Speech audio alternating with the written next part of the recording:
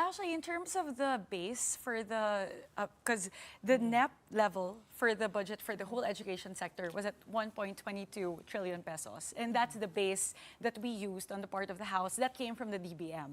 And then the way that we were able to come up with the current level of 1.28 trillion pesos is we added the roughly 56 billion pesos that we added on the part of the House. So that's how we came up with it. So if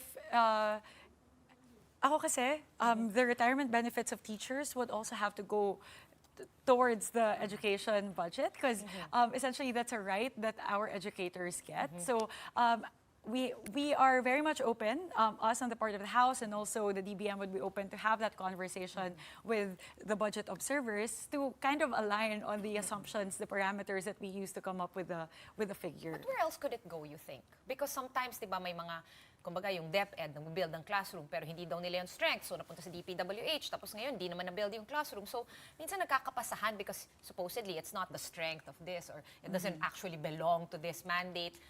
Where do you think you could, put in those things? I mean, yes, they're important. Yes, definitely. So for the BEF, for fiscal year 2026, we work closely with Secretary Sonny Angara, and we now modify the special provision pertaining to the build-out construction of classrooms. So previously, there were only two options. You only have either DepEd or DPWH building the classrooms. But for fiscal year 2026, to avoid that situation again, there are now four options. So DepEd, DPWH, LGUs, and the President himself also mentioned that earlier today, and lastly, PPPs, public-private partnerships. So hopefully, given that you have four modes for fiscal year 2026, we would avoid a situation where there's underutilization of the funds under the Basic Education Facilities Program.